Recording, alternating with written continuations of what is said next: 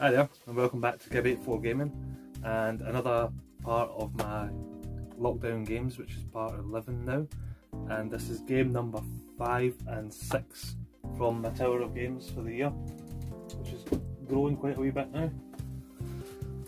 So the game number 5 is Resident Evil 5 for the PS3, and it's quite controversial point of view is that I preferred this game to Resident Evil 4, and the reason why I preferred it is because I only played this game on co-op with my little brother, and I thought that it was really cool to go through the whole story in co-op. There's still more to do in it.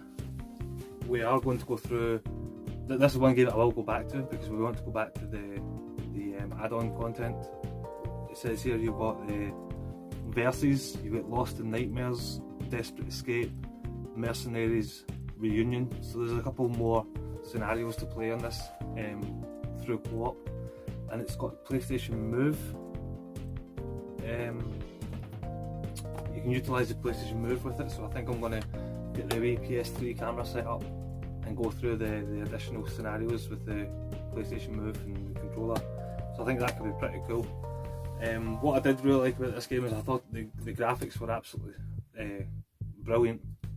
They were really cool, and it's set now that the game's set in Africa with a new strain of the virus. You're trying to get off of Wesker, Ouroboros, the new biological weapon. I really enjoyed the co-op in it. I thought it was really cool when we had the headsets on and we were talking our way through it and having a laugh. But it's more actiony, it's not as survival horror as it used to be from Resident Evil 1 and 2 certainly. The story is really cool as well, because it's so after Resident Evil 1 and 2 then you had Resident Evil 3 where you had Jill Valentine in Raccoon City, and then Resident Evil 4 you had Leon, he went away to a European kind of village, and then Resident Evil 5 you get Chris and he's gone away to Africa, and throughout the game you find out about Jill's predicament and what happened to Jill. So that's what one of the DLCs are, so I'm looking forward to going through it again. But yeah, I really did enjoy it. I thought the combat was really cool. I liked the chapter setup of it. I liked how every time you started a new chapter you could go and buy different items and upgrade your weapons and stuff. And a little pro tip is you shouldn't reload your weapon before the end of a chapter, because once you get into the shopping screen you can upgrade your capacity to a weapon and it gives you a full clip. So that was a little tip my wee brother gave me when I was playing it, so that was quite handy. But yeah, I thought it was brilliant. I thought the set pieces were cool, the cutscenes were brilliant, music, sound effects, everything was really good in this game. I really enjoyed it, and to have 4 more scenarios still to go through, I think it's like 3 or 4 more scenarios still to go through. I'm looking forward to going back to this with my little brother and getting through the extra DLC. So Resident Evil 5 is really good. I don't know about Resident Evil 6, I've heard it's absolutely terrible, and I don't have it for the PS3, but I've got it on the Xbox 360. But I'll wait, maybe get it on the PS3 and play co-op with my wee brother on that one as well, even though I've heard it's pretty poor. So that was Resident Evil 5. I do recommend Resident Evil 5 if you've just passed it by. And then the next one is going back a wee bit further, for a console that I never had when I was a kid, but it was a console that my friend had, and there's a lot of games on that I wanted to play, and Banjo Kazooie was one of the games that, being a PlayStation owner and a PlayStation fanboy, you would look on the N64 and think there was some good games on that. You know, there was Banjo, Mario 64, there was GoldenEye, Zelda Ocarina of Time, absolute classic games. But this is one game that I never played before, and I've heard so many good things about it. And now that I have finished it, I can see the praise is just. I really like the kind of overworld in it. The story is just a nice wee kind of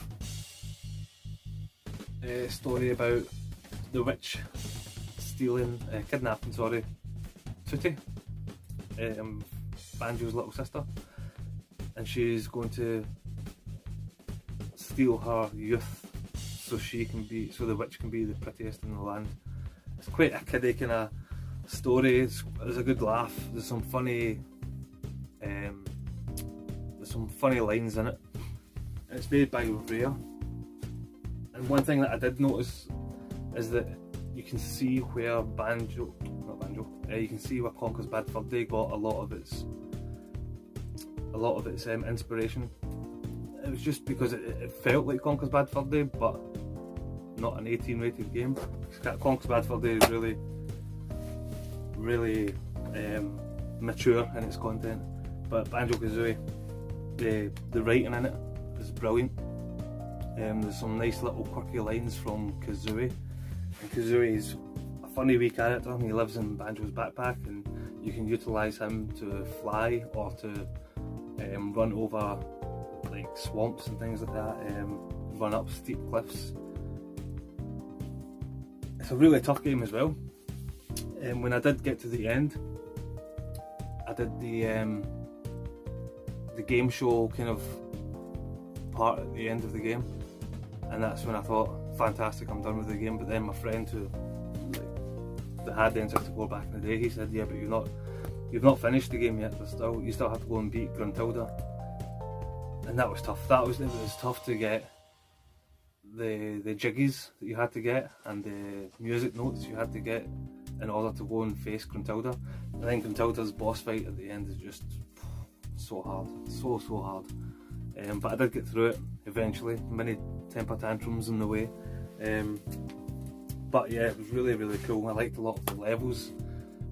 The hub world that I mentioned, I liked how everything kind of connected, and some of the cool levels like Frizzese Park was really cool, and Treasure Trove Cove, a really cool wee level as well. And then you've got the notoriously hard, what was it called? Rust Bucket Bay.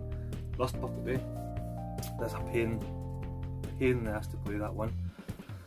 There's one jiggy in particular where you had to go into the engine room, switch off the propellers, so 2 switches, switch them both off, run back out the engine room, up the ladders, through the door, into the water, and it was just, I just can't get that at all.